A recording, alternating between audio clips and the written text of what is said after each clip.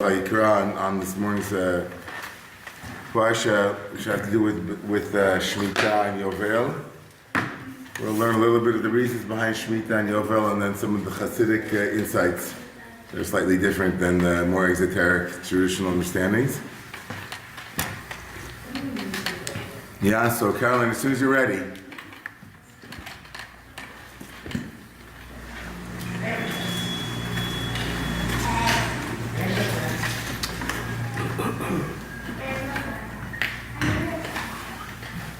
Caroline?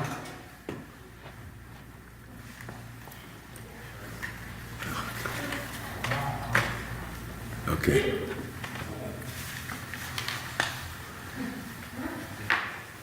All right. Okay. And God spoke to Moshe at Mount Sinai, saying, Daber b'nei Yisrael v'amart alehem ki tavo la'aretz asher ani nosen lechem b'shav sa'aretz Shabbos l'Adonai. When you come into the land, tell the children of Israel, when you come into the land that I'm giving you, and let the land have a Shabbat. Right? It's a Shabbat l'Adonai, it's a Shabbat for God, as it were. It's also the phrase that is used, Rashi points out, this is the same phrase that's used when it comes to Shabbos Breshit, Shabbat Breshit, which is the Shabbat of the week, the weekly Shabbat. Is that it's a Shabbat for, as it were, l'Adonai, which means, literally, it's for God, l'Adonai, intended toward God, but it probably means that the Shabbat itself is as a reminder or some kind of symbolic gesture towards the rest that is divine rest. You could also say Shabbat l'Adonai means that a Shabbat so that you can think about or spirituality, think about the divine. It's a strange phrase. Let's acknowledge Shabbat l'Adonai is strange here and both and as well when it comes to Shabbos of the week. But Sheish Shanim Tizras Sadecha v'Sheish Shanim Tizmor Kamecha, verse 3, V'yasavta et Tvorka. 6 years you are to seed the land, 6 years you are to prune the vines, and then gather in the produce. Right? Sheish Shanim, like Sheishes Yomim, right? Like 6 days in Kiddush, right? Right? Right? 6 days. So here we have an analog of years to days. Right? Sheish Shanim, it's 6 years. By the way, it's not a commandment. 6 years you must sow your field, and 6 years you must prune your vine. It's not a commandment. It's saying for 6 years you will, right? An agrarian society will spend the 6 years, those two archetypes of agriculture being wheat, or some version of some produce in the field, and also vineyards, right? The two essential crops. V'shana shvi'it in verse 4. In the 7th year, Shabbat Shabbaton, it's a Sabbath of Sabbaths, or a complete rest, as it's translated here, but literally a Sabbath of Sabbaths. A phrase that's only used when it comes to Day of Atonement, Yom Kippur.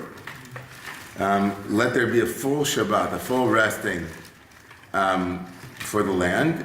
Shabbat l'Adonai, it's a Sabbath for Adonai. Sadcha lo tizra v'karmecha lo tizmor. Again, don't seed the field and don't prune, right? Let it grow wild. Et sefich kitzircha lo tiksor. Verse 5 rather is, do not reap the aftergrowth, right, of either the field or of the grapes, because it's a shnat Shabbaton. It's a year of Shabbatoning. It's a Sabbath, a Sabbathon for God, for the land rather. And let, in verse 6, you can eat whatever land during its Sabbath will produce. For you, your servants, right, all of the female, male, hired, bound, anybody who lives is allowed to eat from the land. Your animals too, they can eat it. In other words, you're not allowed to seed the land, and you're also not allowed to harvest it. But you have to let it lie fallow, and in addition to that, you also have to let you're allowed to eat from it. Don't think that it's off limits. Okay, it's not off limits. It's not illegal to eat the produce of the land. Right now, what's also interesting here, of course, there are two aspects of this. One is that you're not allowed to work the land. It's not entirely clear from these verses that anybody who wants to eat from the land can eat from it. It sounds like you can eat from your own land. In other words, Private property still is in place in Shemitah. You own this field, and whatever it produces, you can eat for your family. But you can't gather it in, and you can't. You can't harvest it or prune it. In other words, you have to just let it be. But you can eat from it, right? You're allowed to eat from it. You can't produce more. But there's another aspect of this, which is to allow it to be completely dispossessed, to be hefker. So it's not just that you can eat from it and all those who live with you can eat from it, but everyone can eat from it. Anybody who wants to can eat from this. It becomes like a field as if you don't own the field, right? You don't own the field. Did you use The word hefker means like it's completely ownerless.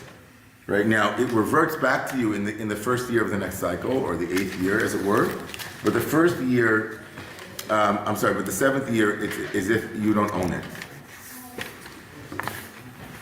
Which is not necessary. Those are two different aspects of Shemitah. Okay. Halachically, there are implications for that. If you don't own it, anybody can come in and take it. It means you can't hoard it. You can't go out and grab everything and bring it into your house. Right? You're allowed to bring in you can bring enough, but you can't hoard it. And you can't cordon off your field and say, I'm not working my field, but you can't come into it either for this year. No, that's not allowed either. The Rambam and others in the Gemara, then the Rambam say, look, that's the antithesis of what Shemitah is all about. Now, verse 8 will move into a different law, not Shemitah, but something else called Yovel, which is Jubilee. The Sarfarta l'chasheva Shabbatot shanim, and you should count for yourself 7 weeks or 7 Sabbaths of years. Sheva shanim, sheva piamim. Very incantational. Verse 8 is very incantational. 7 years, 7 times, 7. Let the 7 Sabbaths of years becomes, of course, 49 years. They knew math even back in the time of the Torah.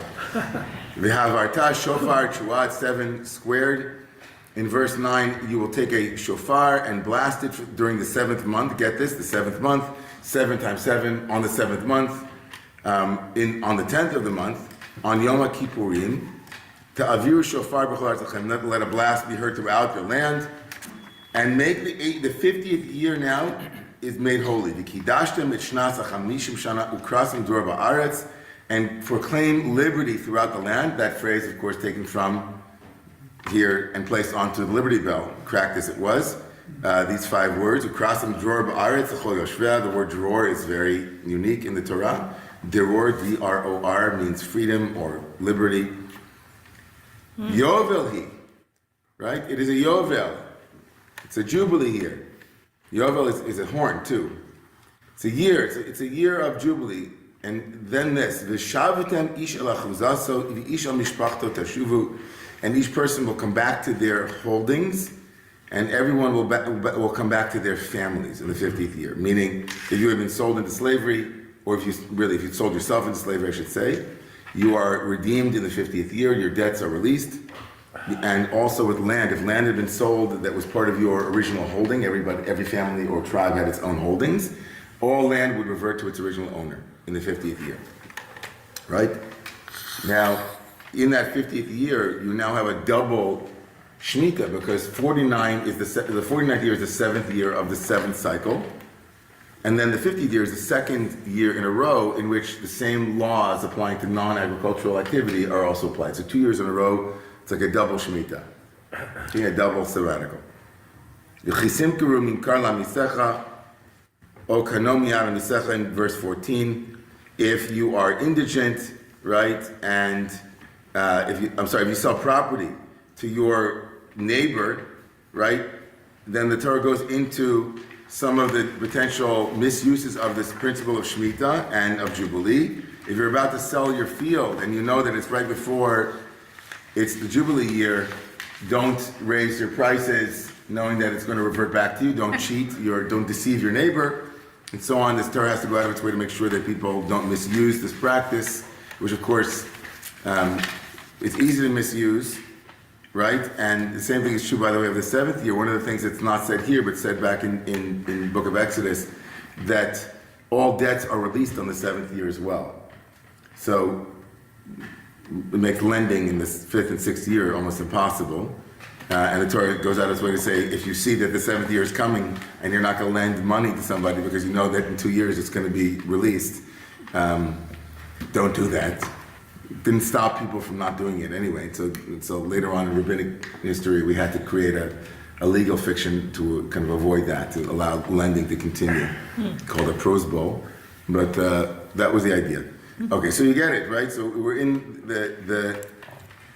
we can skip the rest of the chapter. It's really beautiful, more of the same, and just go to verse 24 just to see for a moment. Verse 23, rather, the end of this kind of the two things. Actually, you know what? Go to verse 20. Go from verse 20 to 20 until 24 inclusive. Okay. In verse 20, V'chi somru, if you are going to say, Ma nochal b'shana hashvi'it, hein lo nizra v'lo nesov et tvuatenu. If you'll say, wait a second, this sounds really great, but what are we going to eat in the 7th year? We haven't sown and we didn't gather in our produce. In verse 21, God says, V'tzivisi es birchasi lechem b'shana shishis. I will give you more produce in the 6th year. The asas atfur l'shalosh shanim, it'll make enough produce for 3 years. Well, that's very falsifiable. I don't know. It's a bit of an intense claim. Uzratem l'shana shminis, and you'll in the 8th year, meaning in the 1st year of the next cycle, meaning right year 1 of the post Shemitah year, you'll sow. Ve'achaltem min atvo yashar, you'll eat the old wheat or the old produce until the 9th year. Ad bo tvoasa tochlu yashar, until you see right in the 9th year, meaning the 2nd year of the next cycle, you'll see produce, but you'll eat the old until that arrives. And then verse 23, ultimately this is probably the deeper reason behind all of these structures. The land may not be sold in perpetuity. The word smitut is a very powerful word. It can't be sold forever. Why? Kili haaretz. God says it's my land. Li haaretz. You are all guests and sojourners with me. Right? So this was I remember a documentary that a friend made, and there was a Palestinian and Israeli, two friends. Actually, they were friends. They were both in a peace organization. And in the documentary, they were supposed to be representing. It was about Kabbalah, actually, of all things, and they were talking about the Sphira of Malchut, the lowest of the 7 or 10 Sphirot, the one that is identifiable with matter and with the earth, immanent. And often in Kabbalah, Malchut is connected to the earth, to Mother Earth. And so these two friends became characters in the film, and they were representing like two adjacent fields in Israel. And they were standing across the mother and yelling at each other and going, "It's mine." And the other one says, "No, it's mine." And they're like, "Mine, it's mine, it's mine, it's mine." And then on cue, they both put their ears to the earth. Nice. And then they got up and he said to them, "What do you hear?" And he says, "No, what do you hear?" And then they both said, "We hear it saying, it's neither of yours, it's mine."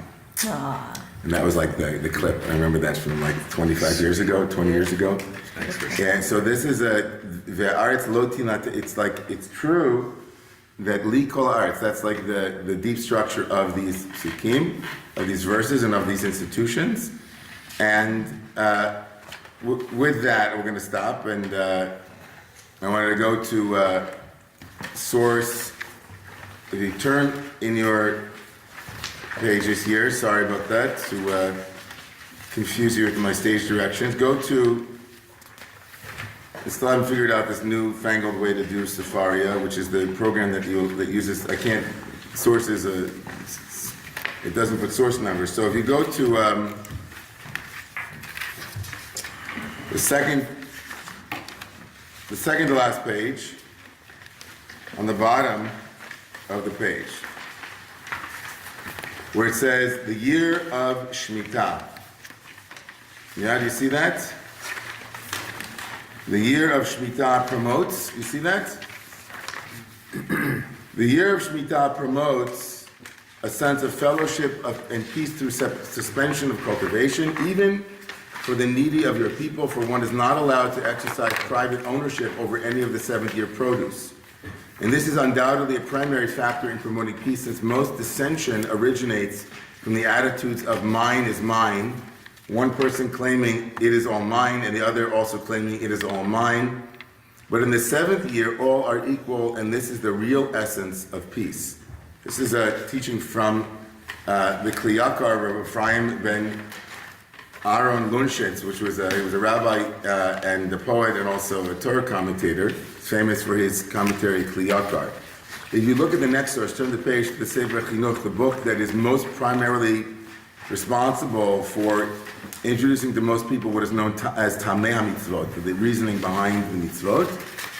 This book, remember there are many books on giving reasons and rationales for the mitzvot, but this is the most popular, and it's been translated into English. You can get it on Safari, you can get it as a kind of on Amazon.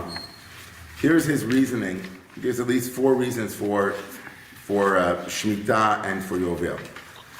Yeah, do you see? It's like the very next one. It says Sefer HaChinuch, 84-2. Yeah? Yeah, you there? Yeah. Sheish shanim ve'lashevet b'shvi'i u'lishbot b'shvi'it. The 6 years and then resting on the 7th. V'chein lo tiparei le'olam ha'inyan min bein einenu tamid. This matter will never depart from between our eyes for all time.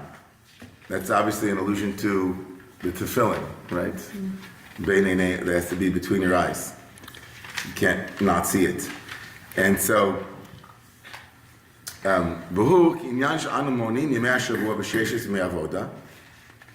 this is similar, analogous to the manner in which we count the days of the week by dividing them into 6 days of work and the 7th day is a day of rest, right? And therefore the Creator, blessed be He, commanded for us to dispossess. He commanded us to render ownerless, to make hefker, all that the land produces in this year, in addition to resting during it.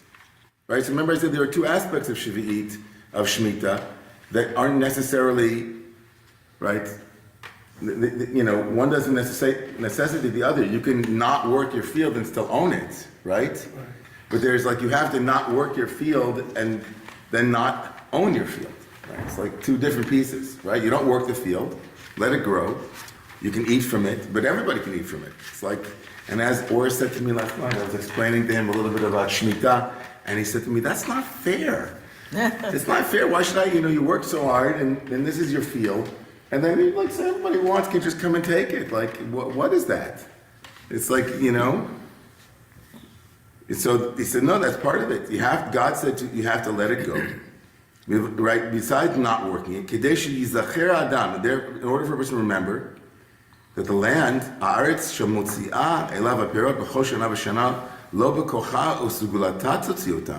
that the land which produces all of these fruits year in and year out is not doing it because of its own might and virtue, right?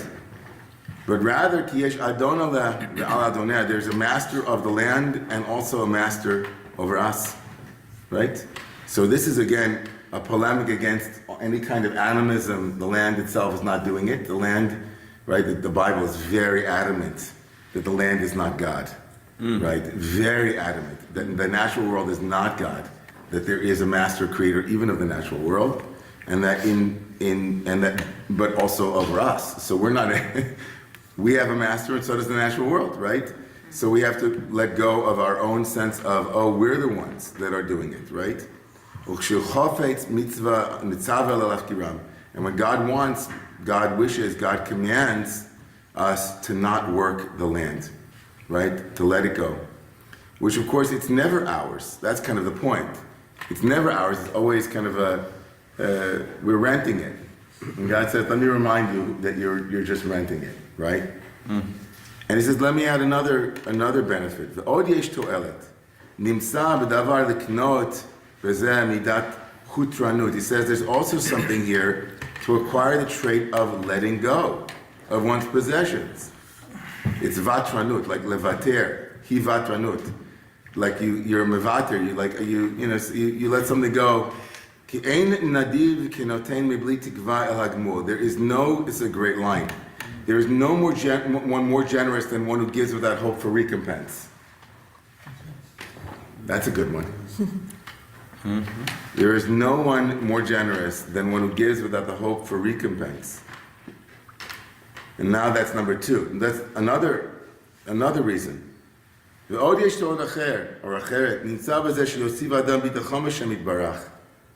said in the third aspect of Shemitah, what it benefits us is that we become more trusting. Right? Ki kol hamotze im levavo latet ulafkir leolam kol gidulei karkotav nachlas avosav hagedelim b'chol shana achas ulamei b'kach hu v'chol mishpacha kol yamav. He says that a person will add their trust, since anyone who finds it in their heart to give and abandon to the world all of the produce of their lands and their ancestral inheritance for an entire year, and educates themselves and their family through this for all of his days, will never have the trait of stinginess overcome him too much, nor will he have a deficient amount of trust. So 3 reasons, or maybe more, 4 reasons. Right? The land, it belongs to God. Number 1, the land belongs to God. Number 2, that letting go, we become more proficient in letting go. And number 3, we become more proficient in trusting that God will provide, as it were. So these are the 3 basic reasons the Sefer Chinuch gives to the Shemitah. Now, you notice in here, what didn't he say? What's like the most obvious reason that he should give?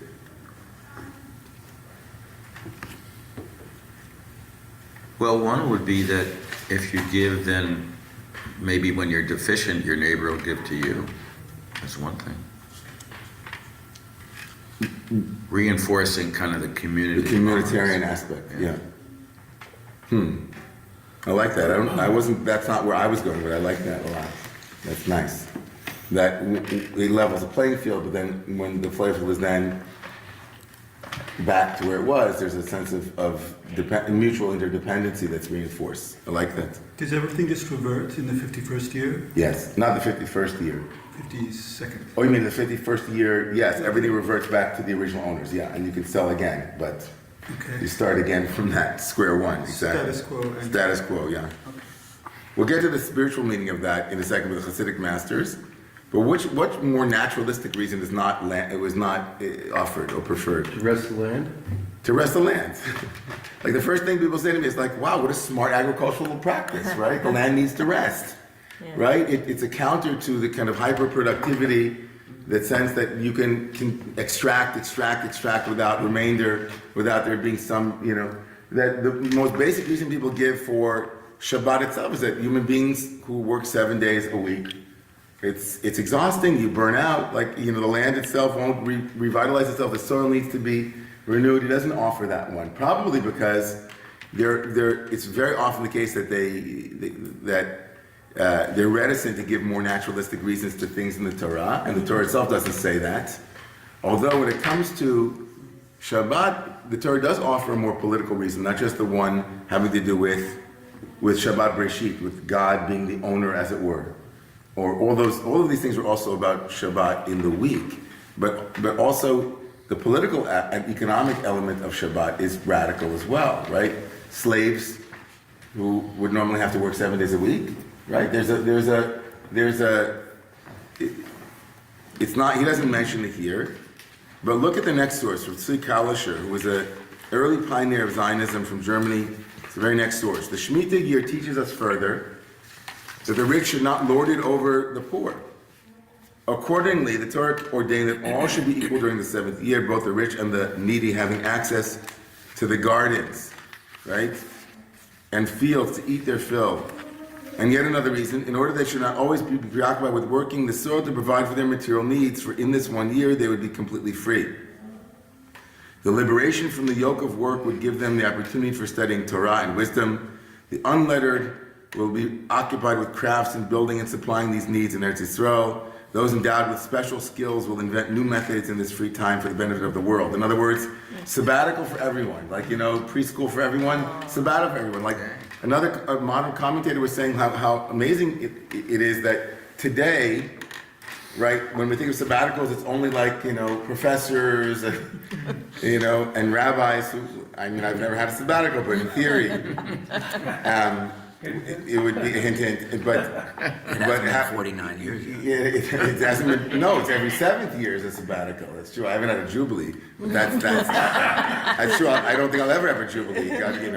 But the 49th, the 7-year cycle of having a sabbatical is, as this one figure points out, it's not for the elite. It's for the farmers. It's not physicists and rabbis and the elites. It's for the farmers. Everybody needs a break, and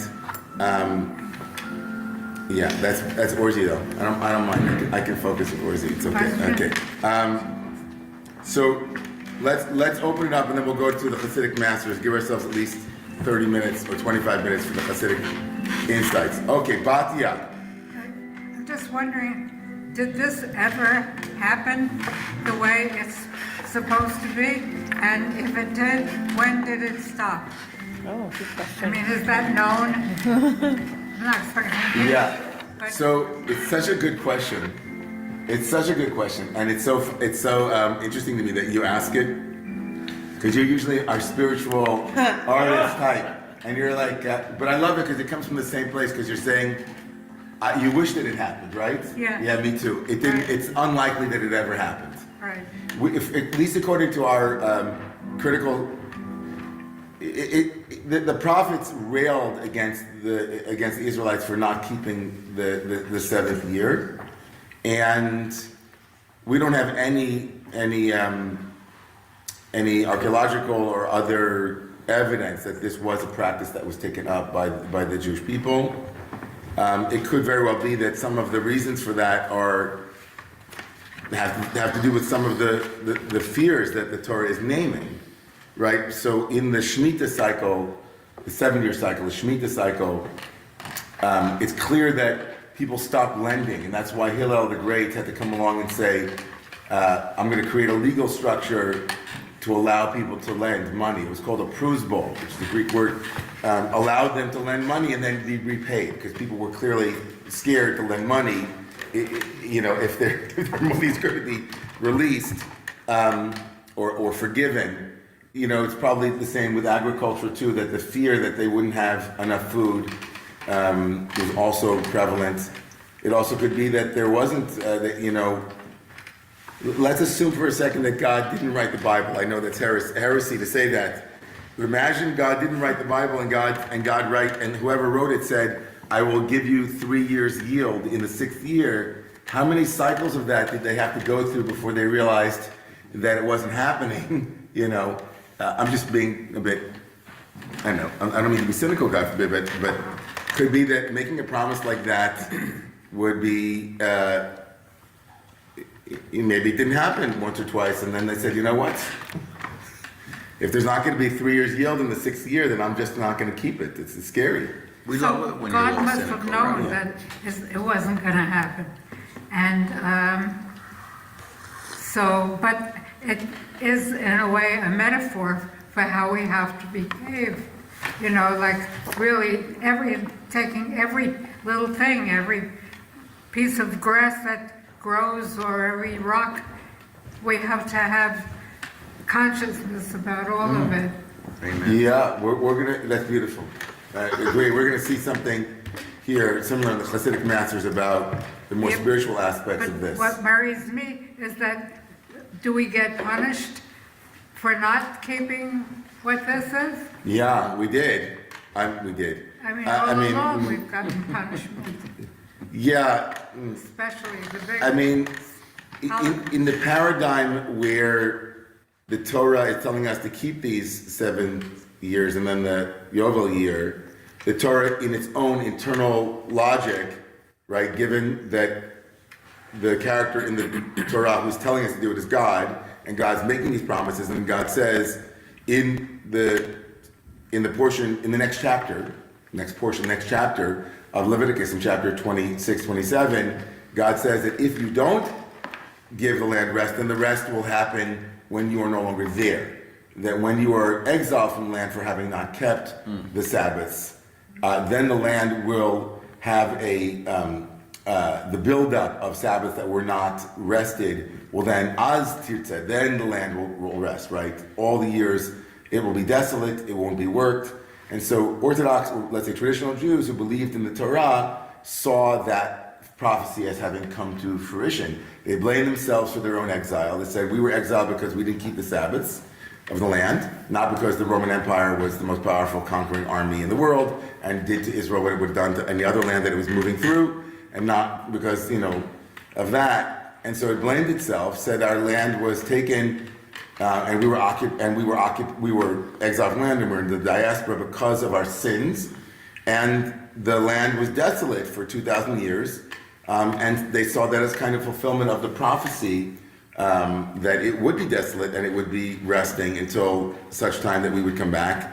And there are many religious Zionists and religious others who in the land who see the modern birth of Israel and the return to agricultural fecundity and production as a fulfillment of the promises to bring us back and to make Israel once again a bountiful land, even seeing that only the Jews who came back could make the land become what it, which is not entirely true. But that's that's their narrative. Not the only narrative, but that's the narrative. Yeah. Okay. Yes, Rob. Wow, we're hot and heavy here. Rob and Wendy, and then, okay, Amy. The reason I think it did exist was in the first 50 years of existence, if this whole system fell apart right there and then, I don't think we'd be sitting here today. Right. Because, okay, this is a joke, then that's a joke, and everything's a joke, and the whole system would fall apart.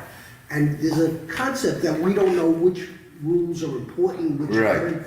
We have no idea how it all, I mean, I Yeah. think that's a rule. So my feeling is, Yeah. it must have worked for a certain amount of time. Yeah, maybe. I mean, again, as we're living through a time right now where anybody can peddle some truth to us, no matter what is veridical. You see something happening, and say, I don't know if that's the reason for it.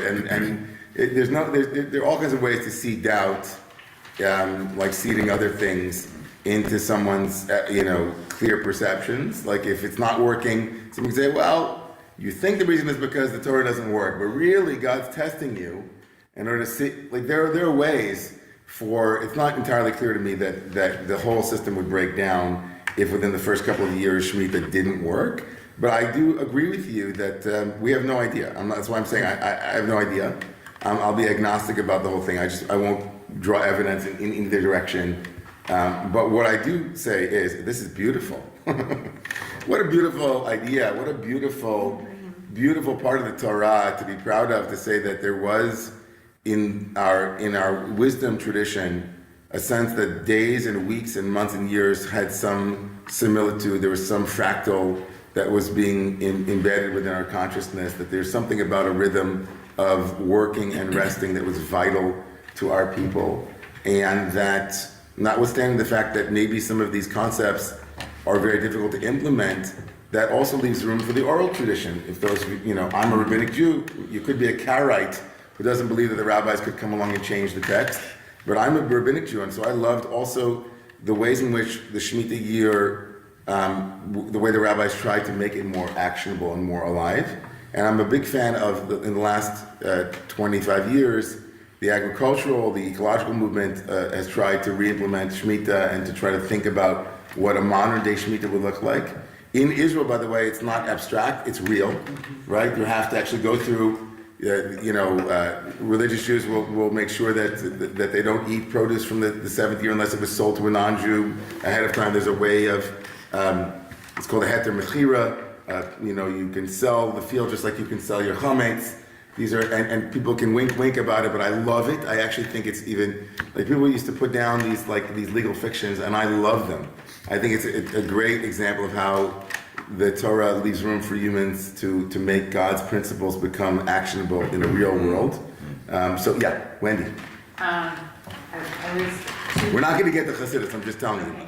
But it's okay. I mean, maybe this is the Chassidus, but yeah, go ahead.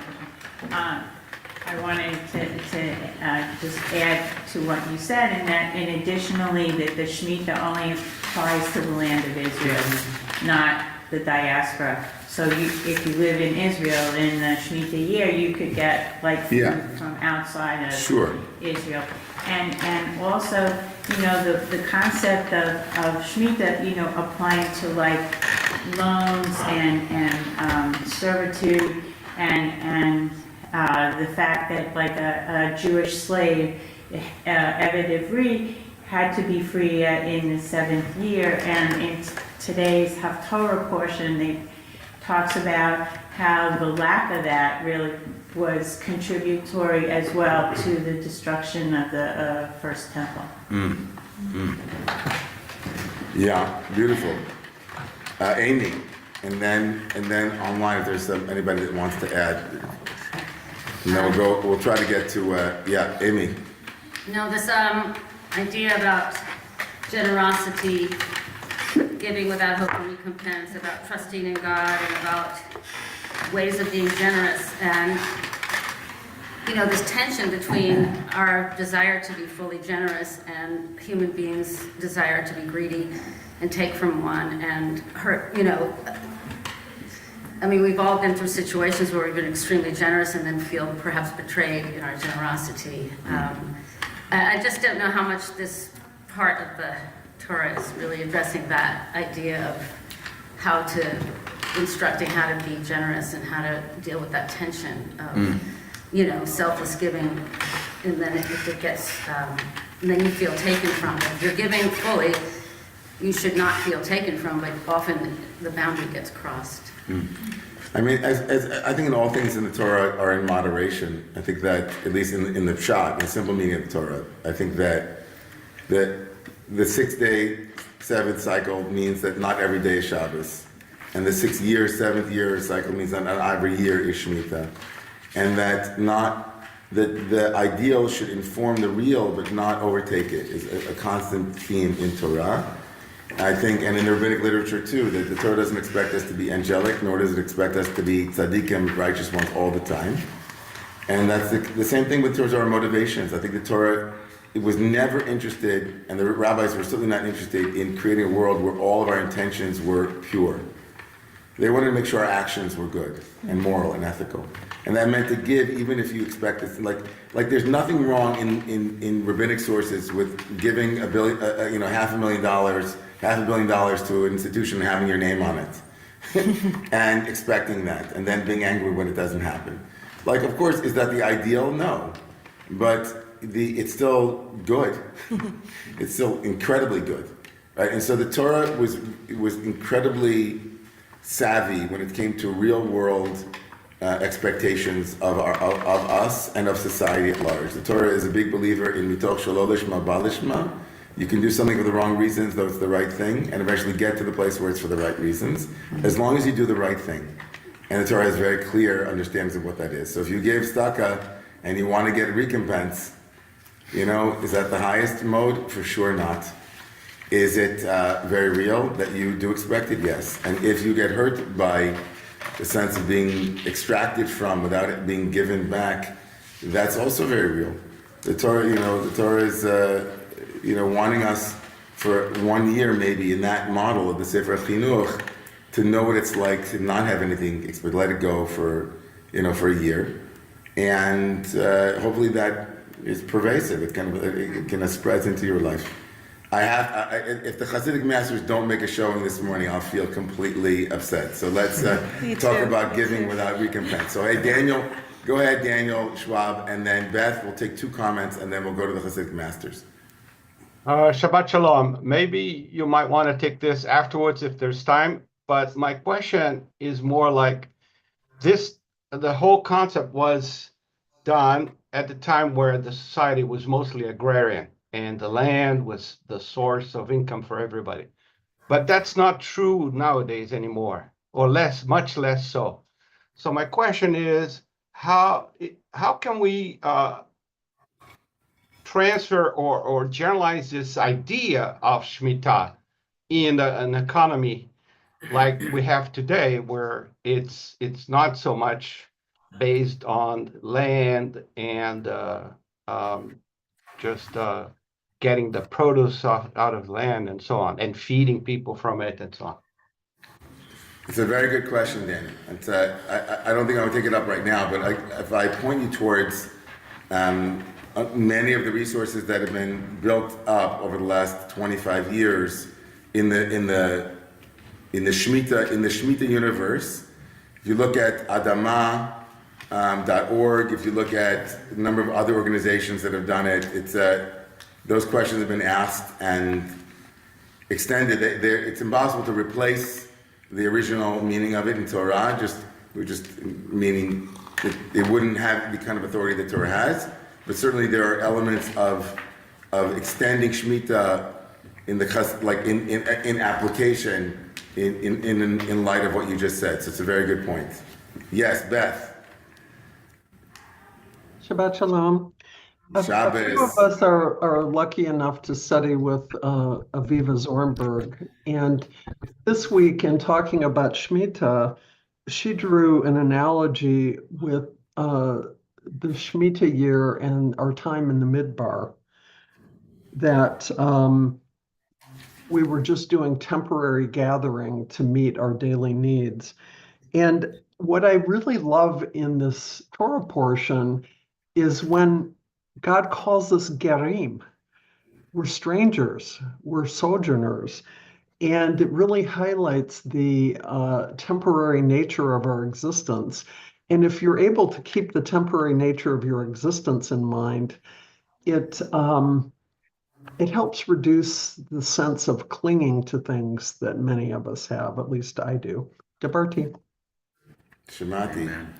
Okay, great. Let's do the Priya Aretz, the Rav Mendel of Vitebsk, one of the early Chalutzim, one of the early Hasidic masters who moved to the land of Israel. Rav Mendel of Vitebsk wrote a book called Priya Aretz, The Fruits of the Land. It's a source, blah, blah, blah, on one of the last pages, okay? Thank you, Rabbi. Hinei Amru Razal. Our rabbis taught, whoever sets his path. Where? It says Pri Aretz, P-E-R-I, Haaretz, Bahar, number 5. Okay.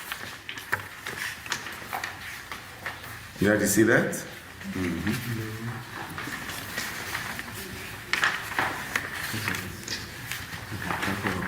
We'll just read the English, okay?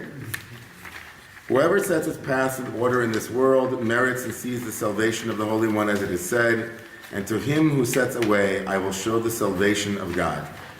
Whoever sets their paths in order in this world. We begin with the words of Rashi.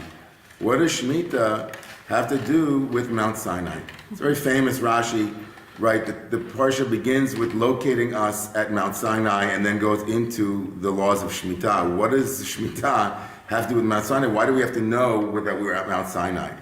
And then Rashi says, just as all its general principles and details were given at Sinai, so too with all the commandments. This becomes a well-known rabbinic way to explain even the most naturalistic and human institutions through the lens of divine authority and divine commandedness, right? Just as all of the principles were given at Sinai, so too is Shemitah a Sinaitic commandment. In other words, don't just think that the 10 commandments those are divine, but Shemitah is like a very good institution that we would have arrived at anyway on our own, but rather Shemitah and Har Sinai are connected by as well. That's like the simple meaning of what the rabbis say that Rashi quotes. But was it not possible to be created with just one utterance? I'm sorry. This connects us to the teaching of our sages. With 10 utterances, the world was created. But was it not possible to be created with just one utterance? Why then have 10? In order to reward the righteous and punish the wicked. This raises a well-known question. Since God could have created the world with one utterance, why did God choose to do so with 10? Is God seeking grounds to punish God's creations? God forbid, surely not. In truth, the 10 utterances refer to the 10 times the phrase God said appears in the creation narrative. Each one is a specific individual act of creation. These are not hidden mysteries, but revealed in the Torah. And God said, let there be light, let there be a firmament, and so on, culminating in let us make man, who contains within them both the upper and lower worlds, as Rashi explains. Our sages say the final act was the first in thought. Everything that was created for the sake of humanity. As it is taught, the entire world was not created but for this person. Therefore, the entire world is governed through the human being, as it says, and have dominion over the fish of the sea. And as King David said, you made him rule over the works of your hands, you placed everything beneath his feet. The principle applies not only below, but also in the higher worlds, as the sages have taught. There is no blade of grass below that does not have an angel above that tells it to grow. Since the human rules below, they also have dominion over the angels and the upper worlds created for their sake. The human being is a king, as it were, queen, over all of them. In other words, human beings in the highest point and pinnacle of consciousness include all of the lower dimensions and also have the power in this rendering over the upper ones as well. We include heavenly and earthly elements within us. We are a microcosm of the world and all worlds. Through the spirit of the human, whether it rises upward in cleaving to God or descends downward into animalistic desires, the worlds and all their creations follow suit. For everything is contained within the human being. The animal soul within a person, the soul of craving, corresponds to all creatures. If one is drawn after their animal soul, they are animal in the form of a human. And therefore one must rectify the very aspect through which they sinned.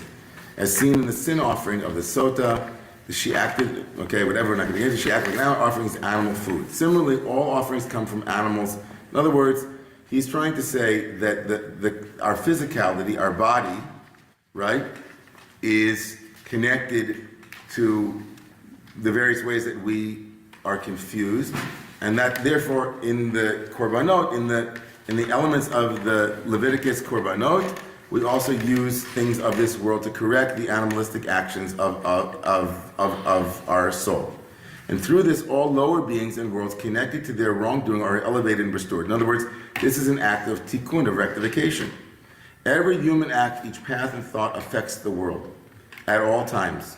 With each stirring of an attribute, a divine measure is awakened, as it is said, and by day God commands his kindness. When Avram aroused chesed, loving kindness, then Avram was called my beloved. Each righteous person activates higher realities through their attributes. When a person experiences a negative trait or foreign thought and reflects upon its origin and shame before God, that thought becomes nullified and uplifted by the divine life force embedded in it, the utterance by which it was created. That spark of divine good, the hidden light within, connects the person back to God. And through this connection, the creation associated with that thought is also uplifted, as are the upper worlds. This is the quote-unquote reward for the righteous, the hidden good within each thing, sustaining it via the divine. And God said. For the word saying implies internal vitality, as in speech of the heart.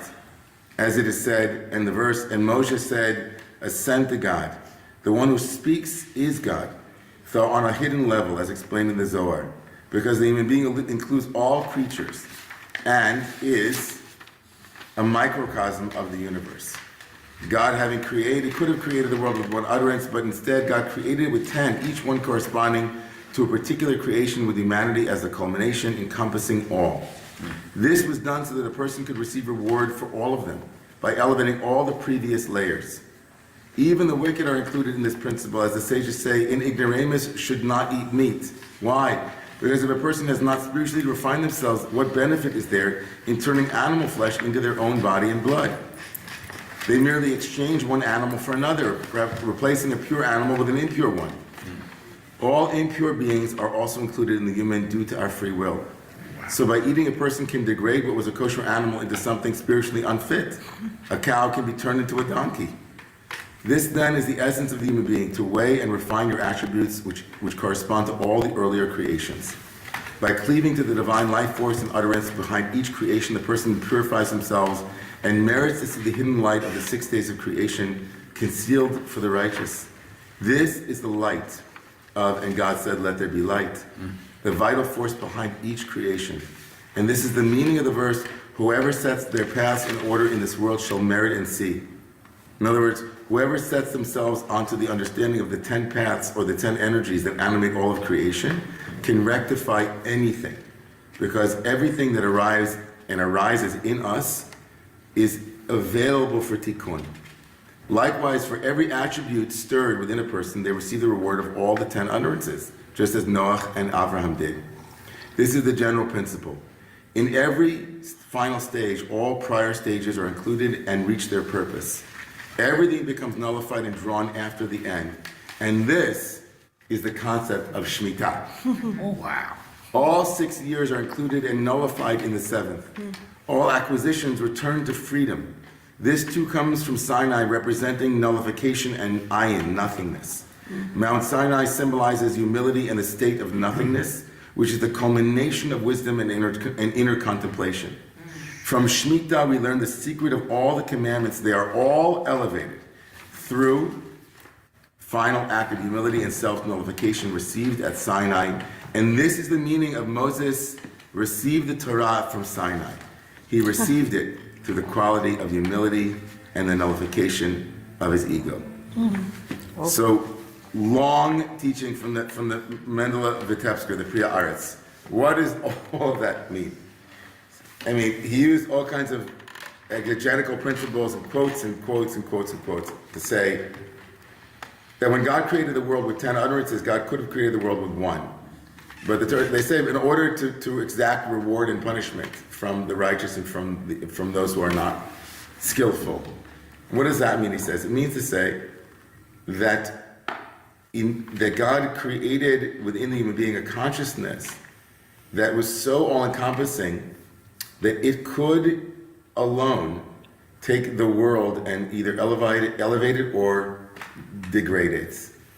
That human beings are, in some sense, the locus of the possible transmutation of all of the world into something that is sacred and holy. And in that sense, human beings are, as it were, can become themselves Sinai, right? And Shemitah and Sinai are connected. Rashi said, what does Shemitah have to do with Sinai? What do you mean? Shemitah is the principle of Sinai, says the Priya Aretz. Just as Sinai represents the ability to receive a greater truth, and in order to receive it, one must be humble and have the ability to nullify their ego. Just as Mount Sinai itself was the lowest of all the mountains, says the Torah, says the rabbis rather, why did it merit to receive Torah? Because it was namuch, it was low. Moshe becomes the principle of surrender, of being fallow, of receiving what comes, right? And so Shemitah, as the principle of nullification, takes everything that came before, all 6 years of effort, all 6 years of sowing, all 6 years of ego, of striving, of ambition, of doing, and it elevates them through receptivity, through transparency, through the ability to speak into something and transform it with a speech act or with a mind act, right? This is the principle of the Priya Aretz. He says Shemitah and Sinai are the same place. The locus of the holy is in the egoic nullification. And just as all 6 days of the week become nullified, as it were, in relationship to Shabbat, another way of saying that is, their meaning is dependent on Shabbat. Right? The 6 days of the week are only refined through Shabbat at its end. Right? Another way of saying that is that when you work towards a telos, a goal that isn't egoic, but is rather Shabbat, it makes even the egoic striving that much more meaningful. Right? If it's all in end, it's like Ouroboros. Like if there's no way to cut the circle, then you just have circles. Right? Then the tail is eaten over and over again. It's like you work. Why do you work? To work. Why am I working to work? Why do I to work? And, right? And so to survive is one level. That would be the animalistic level. Meaning I'm working to survive. That's Maslow's basic premise, right?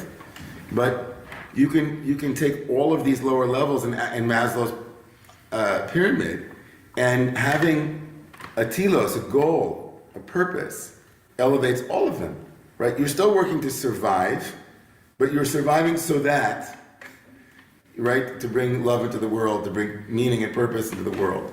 And so he says that's the reason human beings were created last in creation, if you kind of take the pyramid and move it temporally this way, from the spatial to the temporal. We're created at the end, at the pinnacle of all of the preceding 5 days of creation, because we include all of that which came before. We are the microcosm. And so we can elevate everything that came before. And so he says that's the way to understand, right, why we eat, when we eat food. If you eat food to live, that's one thing. If you eat food to survive, that's one thing. If you eat food in order to serve God, it's another thing.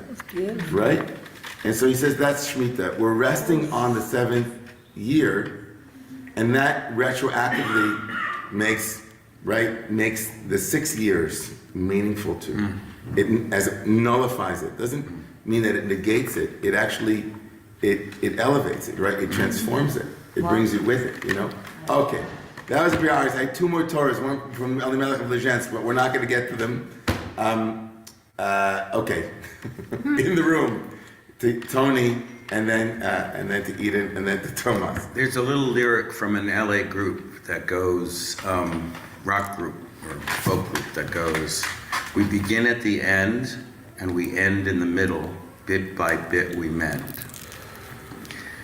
And that's beautiful. And Buber, back to Buber's clarifying that we can be and need to be separate but not withdrawing.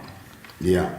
Which is to say, the danger of ego nullification is we withdraw from the world and from our own life force, our own vitality. That's a big danger in a lot of people trying to be humble. Yeah. Big danger. Yeah. Huge danger. And at the same time, there's the other danger of getting too attached to feeling alive. Right. But the Black Rebbe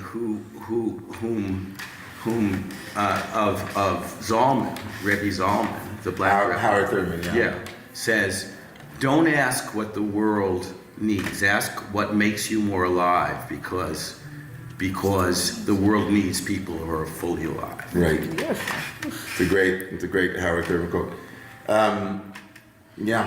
So those are the 2 dangers, though. The 2 abysses, trying to be too alive and trying to be too humble. And somehow the narrow ridge that Buber speaks to is those 2 combined. I mean, I think it would be so worthwhile to spend time on each of these, like in a more Musar vein, Hasidic Musar, one of them, both of them, on each of the attributes that are the Midot. He's talking about the Kabbalah, right? So he's talking about Sfirot. And when he says the 10 utterances, he means to say all of the energies that we have available to us and all of their permutations. The 10 utterances connected to 10 Sfirot, right, in the Kabbalah. These energies that are permuted and that have sub-permutations. And he's distinctly talking about the last of the Sfirot, Malchut, which I said is associated with the earth, is Anava, is humility. The earth is receptive, the earth receives. The earth in Kabbalah is ultimate Anava, it's ultimate humility. And you know that there is, of course, there's the problem with the earth in chapter 4 of the book of Genesis, is that it received the blood of Abel. And the blood of your brother is screaming, the bloods of your brother are screaming to me from the earth. The earth should have rejected it. It was too humble, too receptive. It was too passive. So there's a passivity, right? There's an extreme version of passivity, ego, which then becomes passivity and non-interruption and non-interference. That is, right, where Eastern religions, in some sense, were cut by social action, social justice in the 20th century, and were criticized. And there's a healthier integration of Eastern notions of the no self with the self that has to perfect the world. They're all a part of one conversation on some level. Amen. Right? And Reb Zalman refused to call bitul, which means nullification, by that word, because it always felt to him like it had the danger of self-abnegation. And he didn't like that translation, even though it's the literal translation of the word bitul is to nullify. or to cancel. Levatel means to cancel something. Cancel culture, canceling things, cancel a person, right? You nullify them as if they don't exist. Reb Zalman called it transparency. Like to be translucent or transparent, right, was beautiful because like emptiness is a better term than nullification because it's not an active. You'll see it in a lot of Jewish sources, Christian sources, Muslim sources, Hindu sources. You have a lot of this kind of treating yourself as an enemy in order to arrive at emptiness, and that can be, you know, you have Zen stories of Zen masters who are trying to achieve, enlightenment. And one famous Zen story about one monk who visited a harlot and then understood what it was to have Satori, to be released. He was trying so hard, right? And it was something about surrender that he didn't understand, right? That only maybe sexual release was the analog that he had, in that story. There are other stories of like, in the Gemara stories where people were trying to get rid of the evil inclination and they did away with it, and then there was no longer, you couldn't find an egg anywhere. It's kind of their way of talking about the need for substance and eros, but that not to confuse humility with a lack of eros. It's a really complicated sugya that deserves to be, you can spend a lot of time on it. How could Moshe Rabbeinu be called the most humble of all people? Moshe Rabbeinu? I mean, Moshe's a pretty strong person. Anyway, it's a good point, Tony. Eden, and then Thomas, then we have to go inside. I'm sorry. Yeah, Eden. So the whole session I've been thinking about the concept of ownerlessness and why it's part of the formulation from the beginning. And obviously there's something about the practical implementation of Shemitah that, like, the legal fiction of ownerlessness makes sense. And then I was thinking that, well, ownership is a kind of work that you, right, like just to own is a labor that you need rest from. But now in the context of the Hasidic teaching, it feels like the ownerlessness is so necessary to even being able to access humility. Like if we have ownerlessness, because it seems like in this teaching that so much of it is about like the work that we need to rest from is the work of self right? Like all of this identity building, and there's so much potentially extraneous identity building that comes from what we have and right. from what we are holding and what we own. And totally. so I guess it's not totally explicit, but I felt like, oh, that's where the ownerlessness comes in. If we can't let go, and I guess it does sort of come explicitly there, then how can we access ourselves as these like potential purification vessels? Yeah, it's really good. It's really good. Yeah, I think it's really good. It's really good. Okay, Thomas. So it's less a supposition than a wild association that I can't resist sharing in terms of transmutation, utterance, body and blood. On the Catholic Sabbath, every 7 days, the central mystery, the central ritual is a recreation of the Last Supper, which is famously a Passover Seder. And the central event of that particular Seder is the bread and the wine transubstantiating in the Catholic word into the body and blood of Jesus. Of Jesus. Yeah. And it's interesting if you read that as something having a bit of Hasidic mastery to it, as a ritual that, there are two very difficult things about that. The first is that, Jesus' first miracle as a magic man is to literally turn water into wine at the marriage of Cana, which is lovely. But his last miracle, it's only through utterance. He just describes the wine as blood. He doesn't, nothing magic happens. And in that way, it's a miracle that can actually be repeated in the absence of, more literal magic. And it's a very reproducible event. And then the other puzzling thing is that the most commonplace epithet for Jesus is the Son of God, right? And that becomes a question of faith. But the most mystical name for him, the most troubling name, the most difficult name, the most Gnostic name is he's called the Son of Man. And nobody really knows what that means. But I think something in here, in terms of translucency, transparency, emptying out, humility, and utterance, seems to speak to that. Because, you could say, well, there's a divine spark in everyone. We're all the Son of God. We're all the Son of Man. We're all at that intersection. And the evidence or the instance of that intersection is through utterance, just through a speech act. And not through any greater miracle, just through the miracle of the speech act. In the beginning was the Word. Sure.